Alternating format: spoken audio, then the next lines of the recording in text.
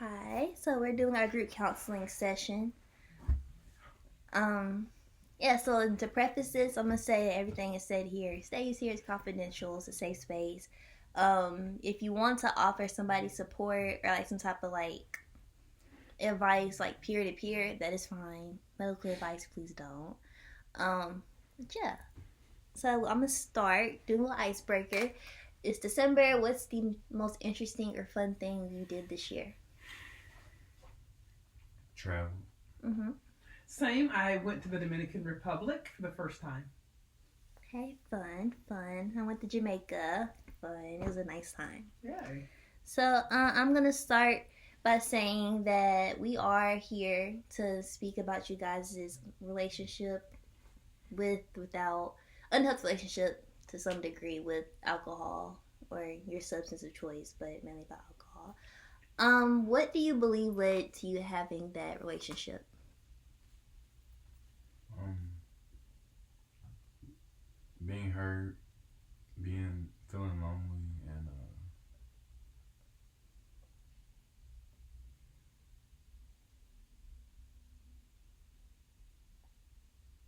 that's about it. I think that when I was growing up, that we celebrated food in my household. I had a big family, and it was comforting, and it was a way for us to connect and socialize, and it allowed us to feel, like satisfied, and it was just like this warmth you had. And so when I did start experimenting with drinking, it was the same concept: social setting, comforting. You get that like release in your brain where you feel good.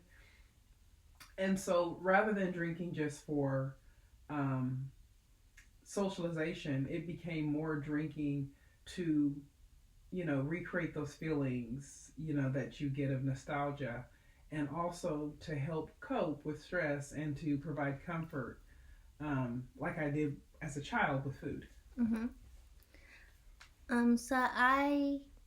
From my studies and like my experience as well, I've learned that when it comes to having an unhealthy relationship with food, drugs, alcohol, a lot of times it can be accompanied with the feeling of feeling like alienated from society. When you do want to go reach out and get help, you might still feel kind of like I'm all alone in this. Is that a feeling that anybody has shared with this? Yeah. I think initially it was like more social, going out, fun. And then when 2019 hit and people weren't really going out, you could have alcohol delivered to your home. You're sitting at home, and to recreate, that feeling of, community. Then I was drinking, and then I was more drinking alone. And then when you realize how much you're drinking and see all the empty bottles, or that you're missing appointments, or you're oversleeping, then you have more shame, and then Mm-hmm. it becomes more you're lonely and you're drinking just to cope and to try to suppress feelings, to not deal with how you feel because you're drinking and it's not healthy for you. Right. So I want to say it's a really big step for you guys to even decide to voluntarily come to a group counseling session where you're going to be among peers that can relate to you, possibly your life experiences, and also just like your current struggle relationship with alcohol. So that's a big step. I want to congratulate you guys on making it here. Um, may I share a statistic from the CDC with you guys? Sure. So, according to the CDC, adults who report being anxious, worried, nervous, or depressed are 14.6% more likely to be heavy drinkers. What do you guys make of those statistics?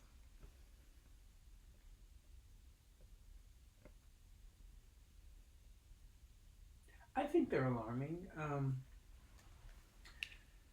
Again, I feel like now as an adult looking back, we didn't really express emotion. We didn't talk about therapy. We didn't go to therapy. There wasn't a whole lot of emphasis on how you felt. I mean, you did. My family was very militant and very strict. And so when I grew up and started dealing with different things as a teenager and emotions, I didn't realize what I was feeling with sadness or depression. And so as an adult, when I began drinking and realized, oh, I can kind of make those feelings go away and numb those feelings, then I realized, oh, maybe I do have an underlying depression or an underlying anxiety. And maybe that's the reason why I'm drinking and not comfortable going to therapy or taking a pill. So I can believe that people medicate and use alcohol to try to treat or cure mental health disorders. Mr. Stewart, what do you make of it?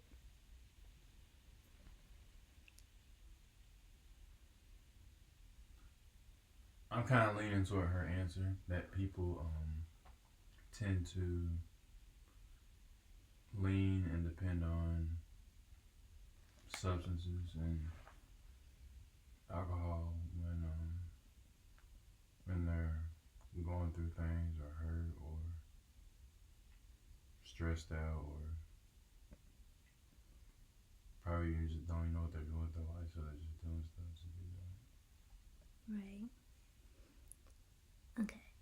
So, to more so pinpoint the point of using alcohol to deal with stress or feelings of loneliness or depressed, I have a sheet I printed off for you guys for A through Z of stress management, and I'll pass it around to you guys, and y'all can look through it, and I'll send you guys home with one. Thank you. I'll send you guys home with one. I'll give y'all a minute to look through it.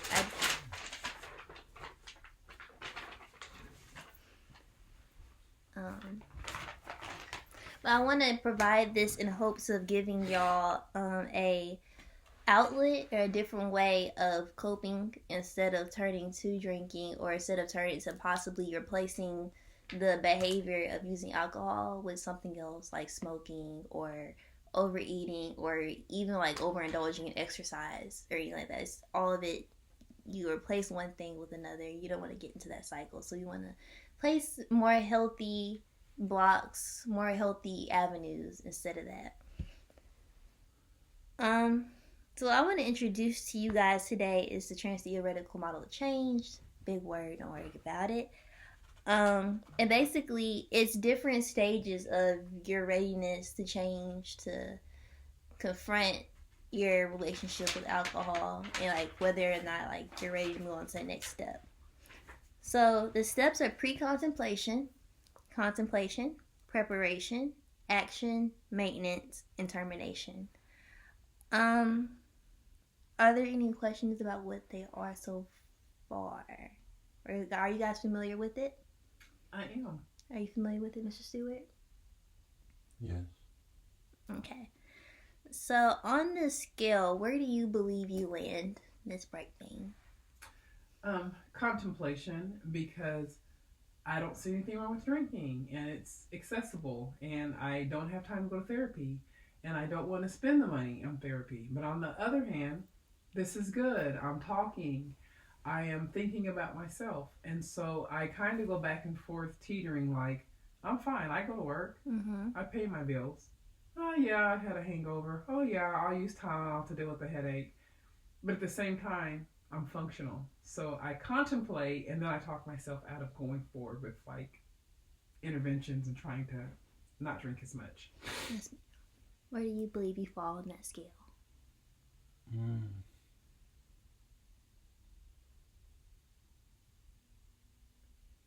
I give it a 9. Yeah, I have a tendency to use substances and drink and smoke when I tend to not know what else to do,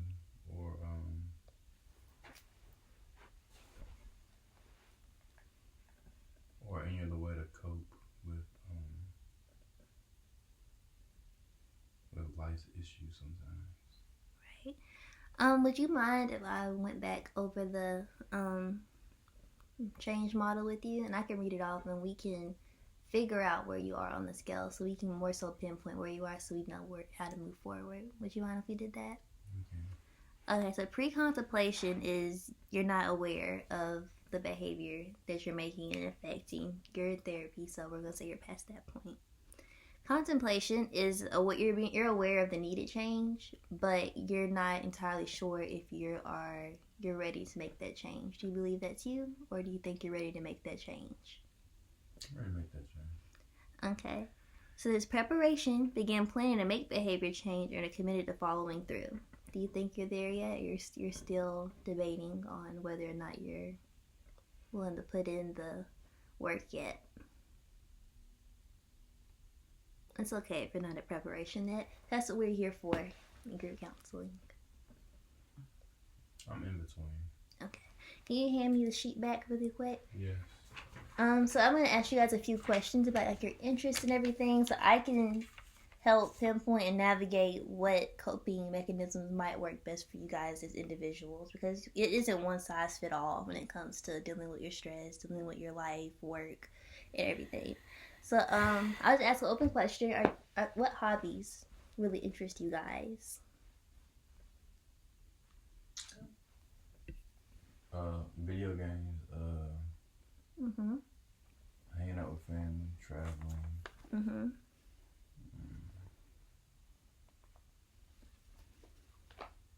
I enjoy nature. I like to walk my dog. I like to travel.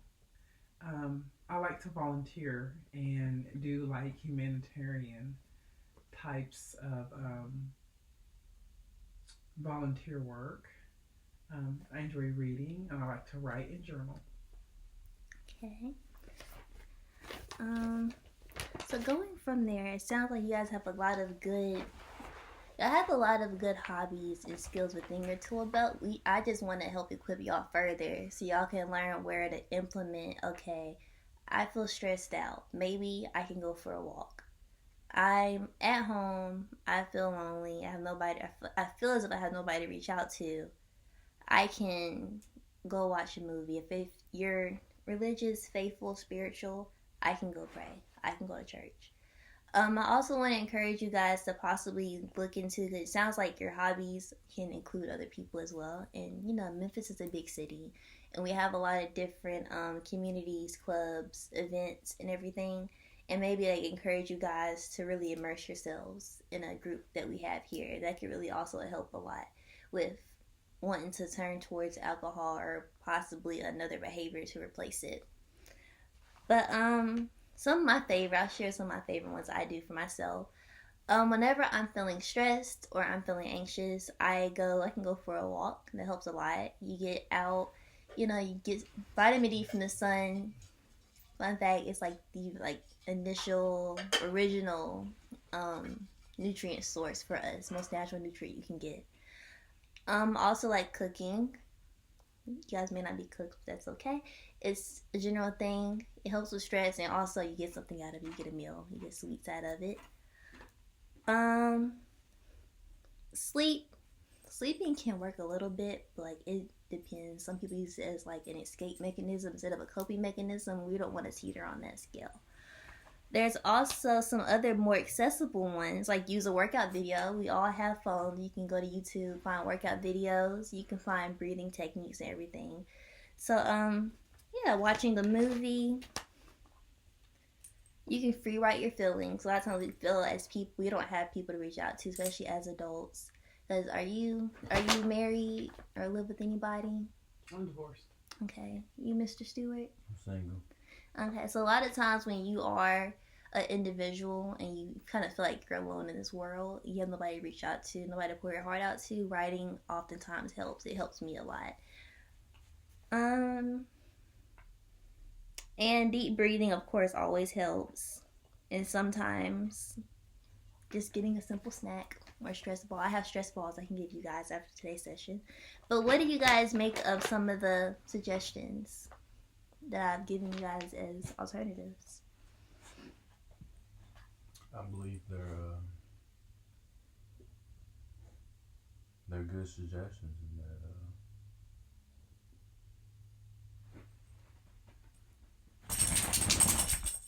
nice to try. Yeah, I'm going to try something different, especially deep breathing. I just have to learn how to do it in practice. Right. Oh, also, I'm gonna give you guys a recommendation when it comes to like feeling stressed and very anxious. Weighted objects. I should have asked first. Are you guys open to me suggesting? Because this is more of like something that requires monetary, but there are some like cheaper options or more like affordable options. I'm open because I really don't want to leave the house, go to therapy, Right.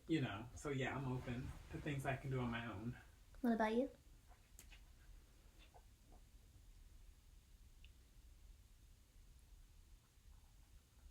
Yeah, I'm open to it. Okay. So what works for me, and I like to really like put myself in you guys' shoes because we're all human. It's all of our first time living. What I like to do when I'm especially stressed, anxious, or just feeling really like out of it, zoned out, alienated, I get my weighted blanket, the 15-pound weighted blanket. They have different weights. Weighted blanket, and you can do something that is very like comforting, like knitting, watching a movie, working on a little project, listening to music, anything. So would you be open to doing something like that to kind of give your brain and your body just like a reset time? I actually have one, but I didn't know that's what it was for, so I had it stored away. Mm-hmm. Yes. Yes. Yeah, and there's also like little like weighted like stuffed animals. They're cheaper, and some of them can be heated as well, so it can help with like when you warm it up, make it warm, you cuddle with it, it releases the hormones in your brain to make you feel better. So I would suggest those to you guys. There's also other things like companions, animal shelters. You can go and spend time with animals for free. Animals release endorphins, serotonin, everything when you get to spend time with them, cuddle with them. But yeah. So in closing, is there anything you guys would like to add, or anything that y'all would like to address? No, I just want to say thank you because this has been a very non-judgmental, comforting environment where I feel like I, can talk. Mm-hmm. What about you, Mr. Stewart? I feel like I was able to express myself. Okay.